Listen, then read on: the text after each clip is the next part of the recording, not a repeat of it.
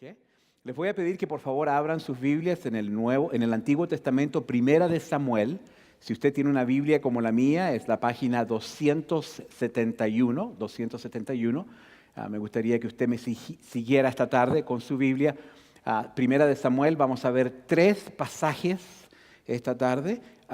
Y el primer pasaje que vamos a ver es Primera de Samuel, capítulo 1, versículo 1 al 8. Y le voy a dar otros 2 pasajes más. Creo que el reto que yo he tenido durante esta semana en el estar con el objetivo de poner este mensaje era cómo es que nosotros podemos aplicar escrituras que se dicen ser más de 3,000 años, que tienen más de 3,000 años de edad. ¿Cómo es que nosotros lo podemos aplicar para nosotros hoy día en el medio de una ciudad que está creciendo con mucha tecnología, en el medio del siglo, en el comienzo del siglo XXI, en el medio de la ciudad de Reno, Nevada? ¿Cómo es que nosotros podemos hacer que estas escrituras que fueron escritas 3,000 años atrás puedan llegar a ser relevantes a nuestra vida y puedan impactar nuestra vida a tal punto que nuestra jornada con el Señor siga avanzando? Amén. Do we have that going? Yeah. Thank you. Appreciate it.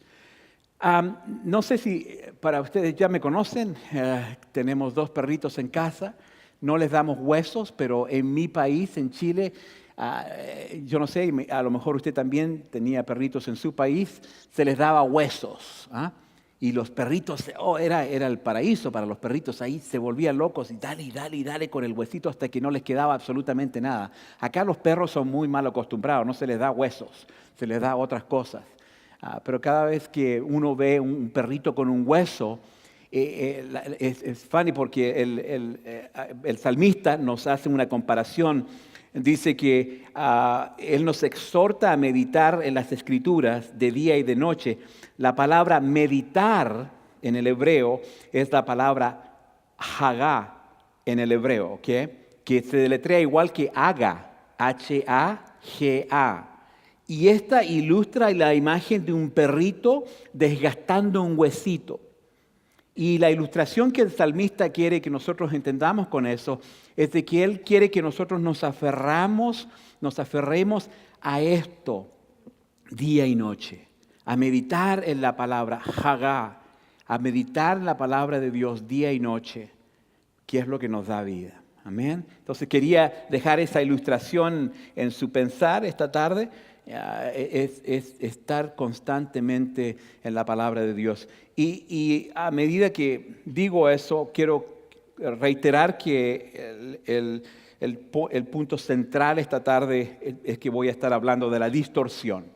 Hay 3 clases de distorsión que nosotros podemos ver en la vida muchas veces y tenemos que tener cuidado. El diccionario de la Real Academia Española define la distorsión como la deformación de imágenes, sonidos, señales, etcétera, producida en su transmisión o reproducción de tal forma que varía de su formato original. ¿Cuántos fueron alguna vez a un carnaval donde habían esos famosos espejos? Que usted se ponía enfrente del espejo y se veía más gordito, más alto, más bajo, un poquitito. Creo que tenemos algunas fotos ahí de cuando yo fui a un carnaval y no sé si las tenemos, pero ¿se acuerda cuando íbamos a esos carnavales y las fotos que los espejitos, ahí hay un espejo de la hermana Albina? No. Y todos nos distorsionábamos porque el espejo donde nosotros estábamos enfrente era algo que el propósito era de distorsionar la imagen. Entonces, nosotros hoy vamos a examinar 3 distorsiones principal que Dios anhela que nosotros evitemos a toda costa. ¿Okay? Primera de Samuel, capítulo 1, versículo 1 al 8, son varios versículos, pero quiero que usted me siga. Creo que va a ser de gran bendición para que podamos entender qué es lo que el Señor quiere que nosotros veamos esta tarde. Dice, había un hombre llamado Elcana que vivía en Ramá, en la región de Suf, ubicada en la zona montañosa de Efraín. Era hijo de Jorobán, hijo de Eliú, hijo de Tuhú, hijo de Suf, de la tribu de Efraín. Elcana tenía dos esposas, y esto es importante, dice Ana y Penina. Penina tenía hijos, pero Ana no. Cada año Elcana viajaba a la ciudad de Silo para adorar al Señor de los ejércitos celestiales y ofrecerle sacrificio en el tabernáculo. Los sacerdotes del Señor en ese tiempo eran los dos hijos de Elí, Ofni y Finees. Y esto es bastante importante y va a salir en un momento más. Cuando Elcana presentaba su sacrificio, les daba porciones de esa carne a Penina y a cada uno de sus hijos. Sin embargo, a Ana, acuérdense que ella no tenía niños, aunque la amaba, solo le daba una porción selecta porque el Señor no le había dado hijos. En ese entonces no tener hijos era realmente algo grave. Y lo es hoy día también. Dice el versículo 6, de manera que Penina se mofaba y se reía de Ana porque el Señor no le había permitido tener hijos.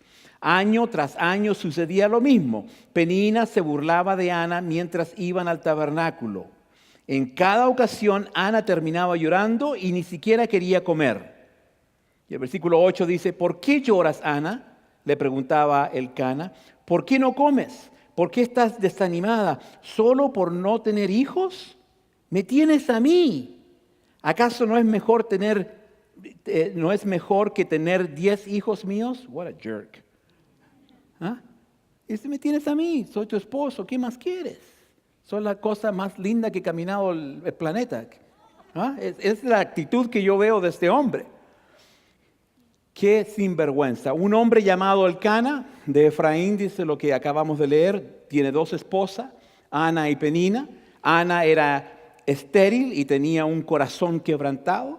Y Penina tenía hijos, pero tenía una actitud muy mala con respecto a Ana, y ella no se conmovía con el dolor de Ana. Ana llegó al tabernáculo de Silo para pedirle a Dios un hijo prometido y se lo iba a dedicar si se lo concedía. Mire ahora el versículo 9 al 11 del mismo capítulo. Dice, el subtítulo es Oración de Ana por un hijo. Dice, una vez después de comer lo que fue ofrecido como sacrificio en Silo, Ana se levantó y fue a orar. El sacerdote Elí estaba sentado en su lugar de costumbre junto a la entrada del tabernáculo. Ana, con una profunda angustia, lloraba amargamente mientras oraba al Señor e hizo el siguiente voto. Oh Señor de los ejércitos celestiales, si miras mi dolor y me contestas mi oración y me das un hijo, entonces te lo devolveré. Él será tuyo durante toda su vida y como señal de que fue dedicado al Señor, nunca se le cortará el cabello. Si usted está familiarizado con la historia de Sansón, Sansón fue un juez, y lo vemos en Jueces, capítulo 11, la vida de Sansón, capítulo 12, capítulo 13, que la característica de esos jueces era que no se les cortara el cabello. Entonces aquí tenemos la promesa de una mujer que está en un estado de desesperación increíble. Imagínese, usted está en una situación donde no ve salida alguna, pero esta mujer dice, yo voy a confiar en ti, Señor, y es más, en mi confianza yo te prometo que voy a hacer esto en símbolo de obediencia. Dios escuchó la oración de Ana y nació Samuel. La palabra, el nombre Samuel significa Dios ha escuchado. ¿Okay? Este hombre, este muchacho, este bebé fue entonces dedicado a Dios para servirle en el tabernáculo. Imagínese usted una mujer que es estéril, que no puede concebir un hijo y lo que ella hace es pedirle a Dios, que es lo que debemos hacer en nuestros tiempos de dificultad, y en eso ella hace una promesa, y la promesa es que su hijo va a ser dedicado a servirle a Dios por toda su vida. El sacrificio que tiene esa promesa es increíble, Porque eso invoca que este muchacho, ya siendo de una cierta edad, él va a estar en el tabernáculo todo el tiempo. Y eso significaba que Ana iba a ver a su hijo solamente una vez al año. Imagínense, después de haber querido tanto un hijo, ella lo entrega a Dios en un símbolo de obediencia. Entonces, aquí está la primera distorsión. La distorsión de la falsedad. ¿Okay? ¿Qué quiero decir con esto? El sacerdote, y yo sé que a veces nos cuesta seguir porque hay tantos nombres extraños como Silo, como esto, Pinina. Pinina, yo tenía una perrita en la playa que se llamaba Pinina. Y a veces nos cuesta, ¿por qué no poner nombres hispanos como Mario, Jorge? ¿Ah? Pero sígame, no se pierdan eso. ¿Okay? No se pierdan esto. Entonces, lo que sucede aquí, la distorsión de la falsedad. El sacerdote en Silo era Elí, y esto es importante. Y dice las Escrituras que él tenía 2 hijos, Ofni y Finés, quienes abusaban del sistema de sacrificios y cometían actos de inmoralidad sexual. Elí, y aquí va el asunto, o sea, el padre de estos 2 muchachos y el sacerdote del templo, se rehusó a reprender a sus hijos, por lo cual Dios lo juzgó. Y lo juzgó de esta manera. Causó la muerte de los 2 hijos y el arca del pacto fue robada de Silo. Imagínense, 2 situaciones de extrema gravedad. Entonces, ¿qué es lo que sucede con este asunto? La distorsión de la falsedad. Si nosotros no tenemos cuidado, podemos llegar a este asunto. Dios nos llama a nosotros, hijos de Dios, y lo voy a recalcar porque lo hemos dicho varias veces, pero creo que llega el punto. Muchas veces se nos dice que todos somos hijos de Dios, y eso no es verdad. Todos somos creación de Dios. Todos somos creación de Dios.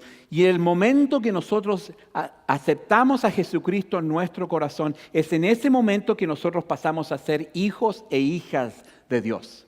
¿Okay? Primera de Juan capítulo 5 nos dice: el que no tiene a Jesús no tiene vida. Entonces nos da a entender a nosotros que hay algo de parte de nosotros que nosotros tenemos que hacer para poder llegar a ser parte de la familia de Dios. Y eso es primero que nada poner nuestra fe en Él. Entonces, ¿qué es lo que está pasando aquí?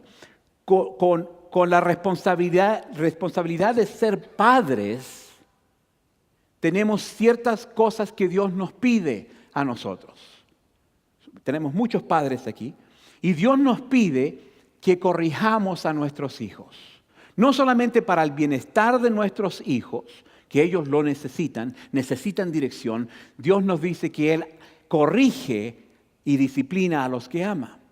El mal que nosotros le hacemos a nuestros hijos es no corregirlos.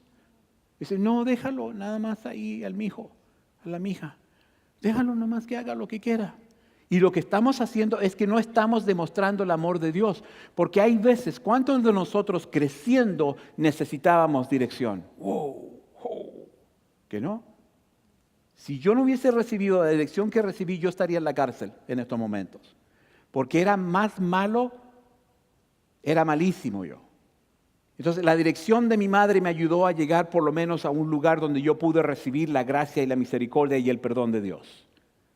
Pero aquí vemos al sacerdote del templo sin corregir a sus hijos que estaban haciendo cosas que eran inmorales. Y debido a eso hubieron consecuencias. La consecuencia fue que Dios le quitó la vida a los 2 hijos y también se perdió el arca del pacto. Imagínense usted eso. Entonces, si nosotros no tenemos cuidado, podemos caer en la trampa de la distorsión de no corregir a nuestros hijos. Dios nos ha dado a nuestros hijos para que nosotros demos dirección a ellos. La Escritura nos describe a nuestros hijos como flechas. Y dice que son como flechas que nosotros sacamos y las apuntamos y disparamos esas flechas al lugar adecuado. Entonces, la Escritura nos dice a nosotros que somos un sacerdocio real. Parte de la descripción que Dios tiene para con nosotros, su iglesia, su pueblo, es que usted y yo somos un sacerdocio. Somos un pueblo santificado. Somos un pueblo con responsabilidad. Somos un pueblo que es dirigido por la gracia y la voluntad de Dios. Y cuando eso llega a nuestras vidas, nosotros también tenemos que impartir eso a nuestros hijos. Entonces, la aplicación de esta distorsión es esta. No podemos tener solo una apariencia externa de religiosidad, debemos ser auténticos por dentro. Tiene que haber sinceridad y transparencia. Debemos vivir de acuerdo con lo que nosotros creemos. Entonces, la pregunta esta tarde, Eternidad Centro Cristiano, es: ¿qué es lo que usted está tolerando en su vida que no debería tolerar? No solamente con nuestros hijos, pero a lo mejor hay cosas en nuestra vida personal que nosotros estamos tolerando que no deberíamos tolerar. Y es importante hacernos esa pregunta porque si no van a haber consecuencias. En el caso de Elí, él perdió a sus 2 hijos y perdió el arca del pacto. ¿Por qué? Porque él no ejercitó lo que Dios le había llamado a hacer.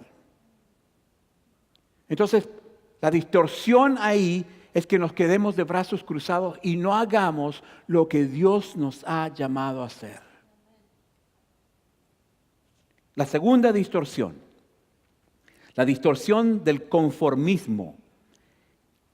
Primera de Samuel, capítulo 8, le dije que íbamos a leer algunos pasajes. Primera de Samuel, capítulo 8, y los versículos 1 al 9 nos dicen lo siguiente. Dice: cuando Samuel envejeció, escuche bien por favor, dice, nombró a sus hijos como jueces de Israel, Joel y Abías. Sus hijos mayores establecieron su corte en Beersheba.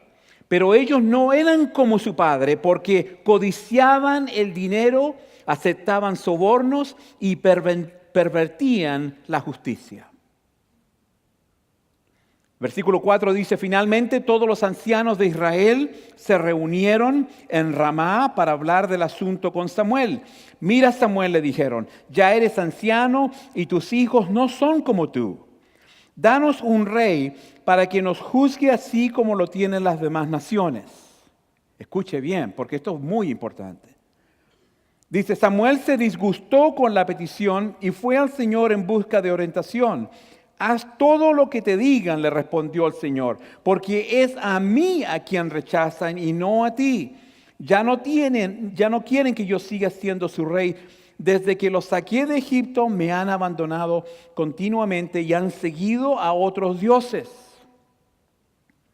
Haz lo que te pidan, pero adviérteles seriamente acerca de la manera en que reinará sobre ellos un rey. Entonces aquí tenemos, el pueblo le pide a Samuel que ungiera un rey para que fueran como todas las demás naciones. Y la segunda cosa es que Dios le dice a Samuel que el pueblo no estaba en contra de él, el pueblo estaba rechazando a Dios.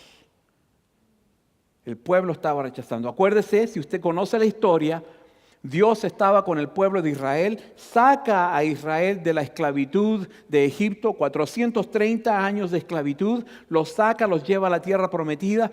Y ¿qué estamos viendo? Que Dios en su amor y en su gracia quiere lo mejor para ellos.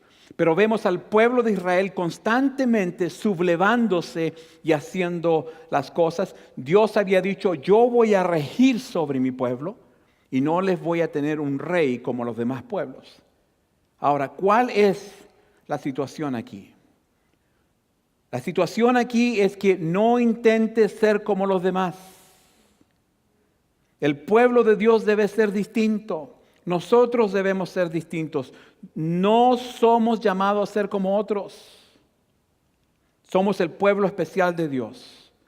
Dios le ha hecho a usted especial en una manera diferente. Y eso va a causar que diferentes cosas, va a causar que haya gente que no le gusta esto. A usted le va a caer mal a alguien porque usted es diferente. Pero Dios nos llama a ser diferentes. ¿Ah? A lo mejor la ven a usted en el trabajo, lo ven a usted en el trabajo y dice, ahí ya viene ese aleluya. ¿Ah? Tú sabes cómo es, no te metas. Siempre orando por su comida. No sé si la está orando o la está oliendo porque siempre inclina su rostro. Una de dos, pero no me gusta. Entonces, no le vamos a caer bien a todo el mundo, pero Dios no nos llama a caerle bien a todo el mundo. Dios no nos llama a complacer a todo el mundo. Dios nos llama a complacerlo a Él y a Él solamente. Y acuérdese que usted y yo estamos en este mundo, no somos de este mundo, pero estamos aquí y hay que hacer la voluntad de Dios. Entonces, es muy importante que entendamos ese asunto. Es muy importante. La tercera distorsión es de la falsa representación. ¿Qué quiero decir? Dios permitió que el pueblo tuviera un rey de acuerdo a su voluntad permisiva, no a su voluntad perfecta.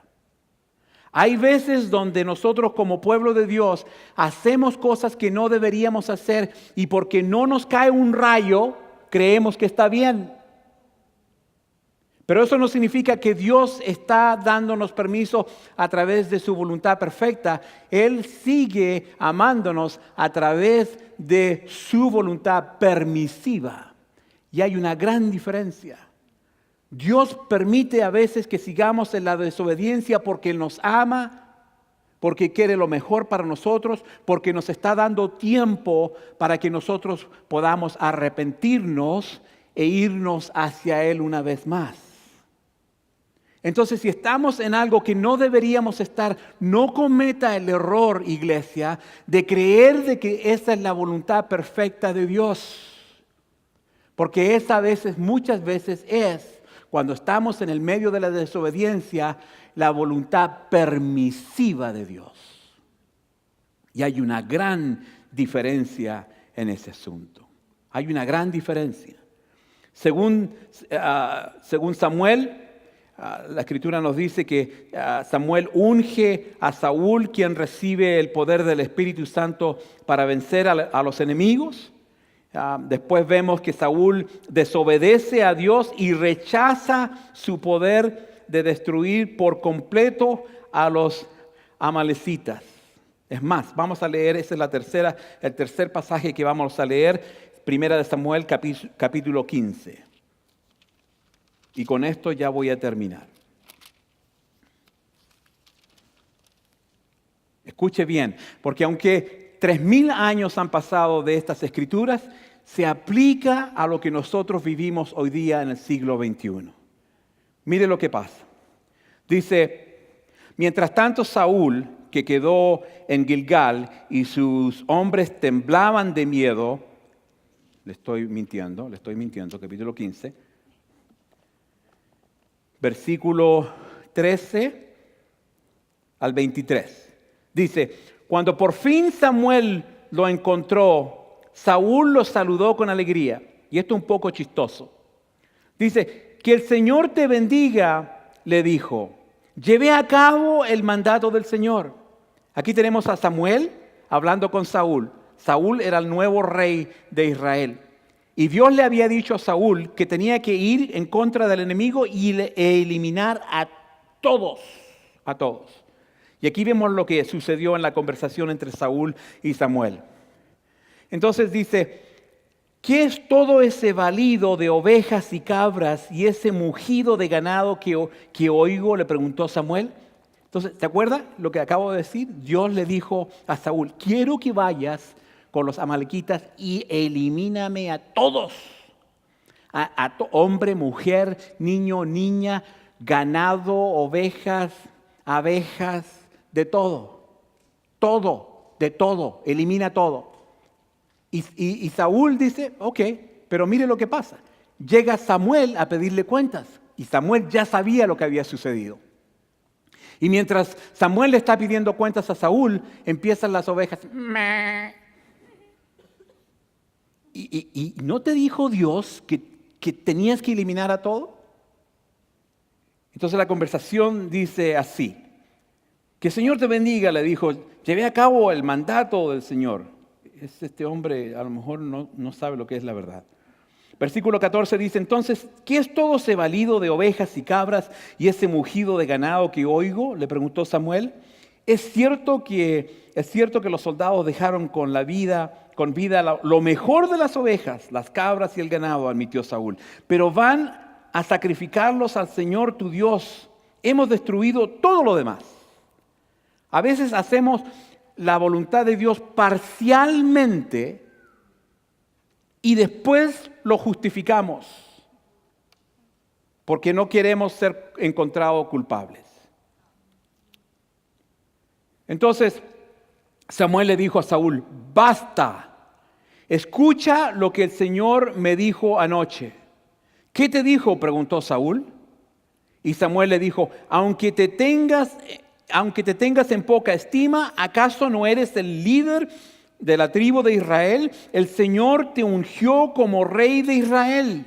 Te envió en una misión y te dijo, ve y destruye por completo a los pecadores, a los amalecitas, hasta que todos estén muertos. ¿Por qué no obedeciste al Señor? ¿Por qué te apuraste a tomar el botín y hacer lo que es malo a los ojos del Señor? Pero yo sí obedecí, Señor. Era de Michoacán. No, bromeando. Usted sabe que me gusta bromear con eso. Yo creo que era de Santiago, Chile. Pero como ya se me olvidó el acento chileno, dice, pero si yo ya obedecí al Señor, insistió Saúl, cumplí la misión que él me encargó. Traje al rey Agag, pero destruí a todos los demás. Entonces mis tropas llevaron lo mejor de las ovejas, de las cabras, del ganado y del botín para sacrificarlos al Señor tu Dios en Gilgal. Pero Samuel respondió, ¿qué es lo que más le agrada al Señor? ¿Tus ofrendas quemadas y sacrificios? 1. ¿O que obedezcas a su voz? Escucha, la obediencia es mejor que el sacrificio. 2. Y la sumisión es mejor que ofrecer la grasa del carnero. 3. La rebelión es tan pecaminosa como la hechicería. 4. Voy a repetir el número 4. La rebelión es tan pecaminosa como la hechicería. Cuando nuestro corazón está duro, cuando no queremos entender, cuando creemos que lo mejor que podemos hacer es inventar nuestras propias fórmulas, eso nos dice la Escritura que es peor o es tan pecaminosa como la hechicería. Y 5, y la terquedad tan mala como rendir cultos a ídolos. Cuando soy cabeza dura, equivale a rendir cultos a ídolos. Y eso no ha cambiado. Así que Samuel le dice, así que por cuanto has rechazado el mandato del Señor, Él te ha rechazado como rey.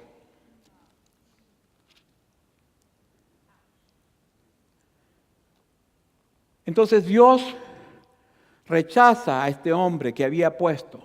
Israel lo había pedido, Dios no quería, porque significaba que los estaban rechazando a él, pero Dios lo pone a él como rey de Israel. Y llega el punto donde Dios rechaza a Saúl como rey por su falsa representación de Dios ante las naciones en su alrededor. Le mentí porque tengo otro pasaje más, pero es muy relevante. Primera de Samuel 13, 7 al 14. Mire esto. Mire esto. Mientras tanto, dice la Escritura, Saúl se quedó en Gilgal y sus hombres temblaban de miedo. Durante 7 días Saúl esperó allí según las instrucciones de Samuel, pero aún así Samuel no llegaba. Saúl se dio cuenta de que sus tropas habían comenzado a desertar, de modo que ordenó, tráigame la ofrenda quemada y las ofrendas de paz, y Saúl mismo sacrificó la ofrenda quemada, cosa que Dios no le había pedido. Pero la paciencia se le acabó y empezó a idear cosas que él creyó eran mejor que el plan de Dios. El versículo 10 dice, precisamente cuando Saúl terminaba de sacrificar la ofrenda quemada, llegó Samuel. Saúl salió a recibirlo, pero Samuel preguntó, ¿qué has hecho? Saúl contestó, vi que mis hombres me abandonaban y que tú no llegabas. Parece una de esas canciones, de esas. Vi que mis hombres me abandonaban y que tú no llegabas. Como esas canciones románticas que escuchábamos. Cuando prometiste, y los filisteos ya están en Mimac, listos para la batalla. Así que dije, los filisteos están listos para marchar contra nosotros en Gilgal. Y yo ni siquiera he pedido ayuda al Señor. Ese es tu problema. De manera que me vi obligado, otra excusa, a ofrecer yo mismo la ofrenda quemada antes de que tú llegaras. ¡Qué tontería!, exclamó Samuel.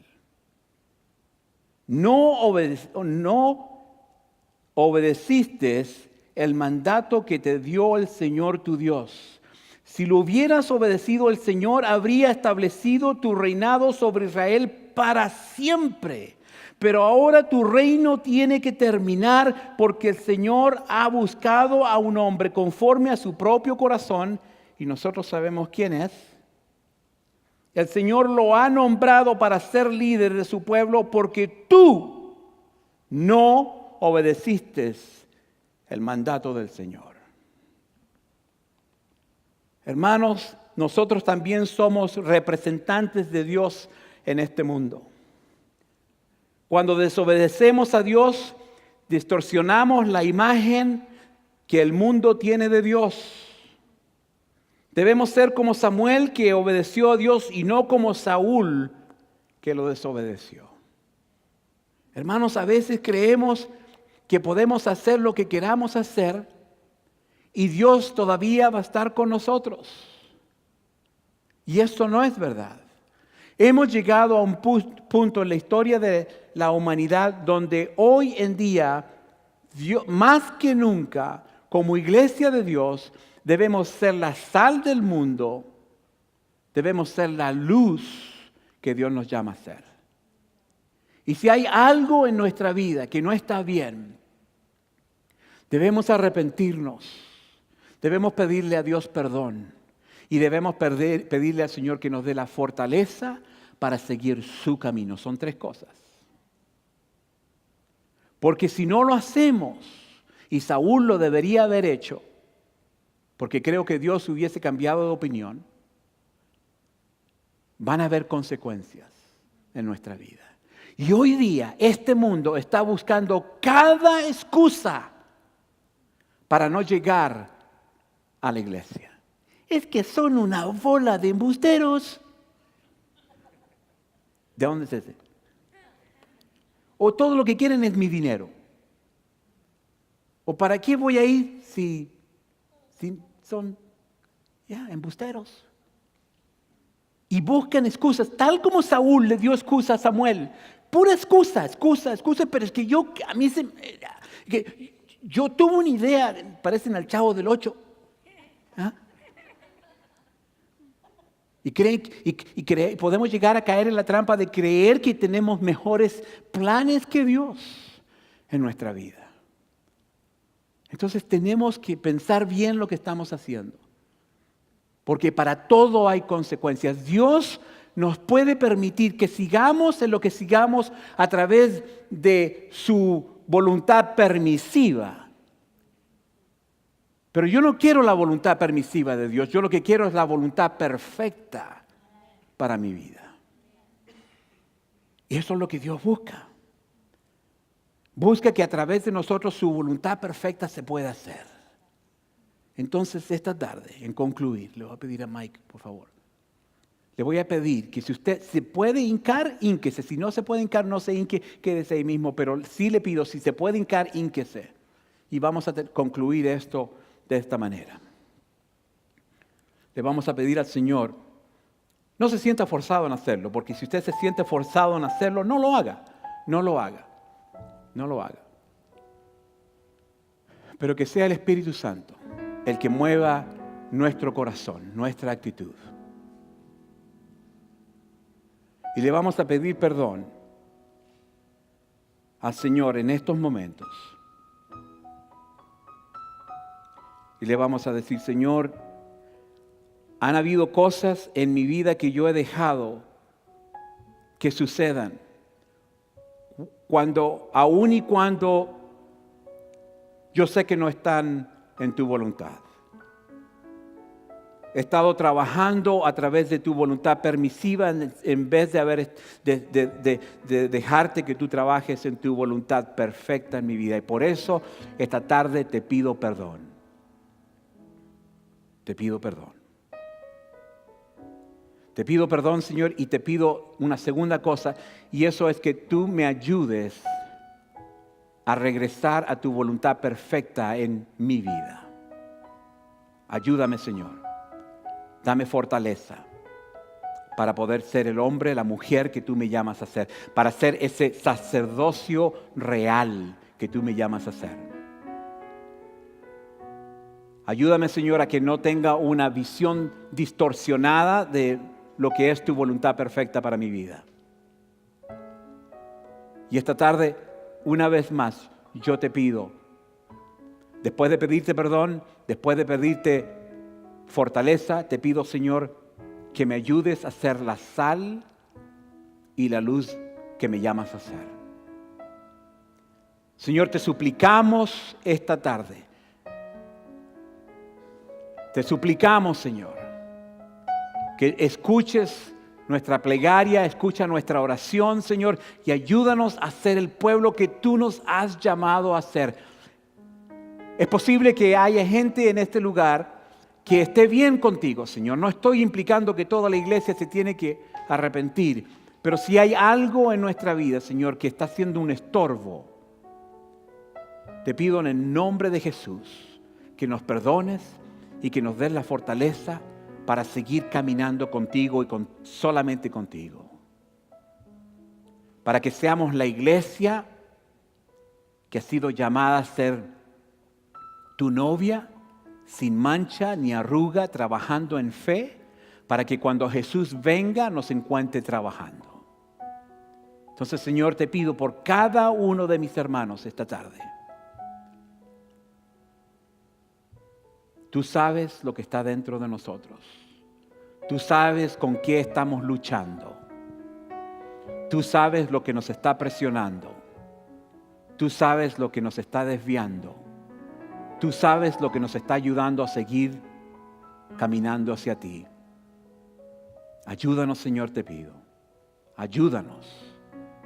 Te honramos, te bendecimos, te glorificamos, Señor. Y tal como tú escuchaste a tu hija Ana, y le concediste la petición de su corazón de que ella pudiera tener un hijo. Nosotros esta tarde también, Señor, te pedimos que escuches nuestra plegaria y que nos ayudes, Señor, en el nombre de Jesús, a ser un pueblo que está consagrado en el templo día y noche, buscando de tu voluntad y llevando a otros a tus pies. Señor, te honramos, te bendecimos. Gracias, Señor, por tu misericordia. Gracias por la manera en que tú nos amas. Gracias por no apuntar el dedo, Señor, pero al contrario, abrir tus brazos y recibirnos con tu perdón, con tu gracia, con tu amor. Bendice a tu pueblo, Señor, y ayúdanos a hacer todo lo que tú nos llamas a hacer. Un pueblo consagrado a tu voluntad. Te honramos, Señor, en el nombre de Jesús. Y el pueblo de Dios dice, amén. Que Dios les bendiga, hermanos.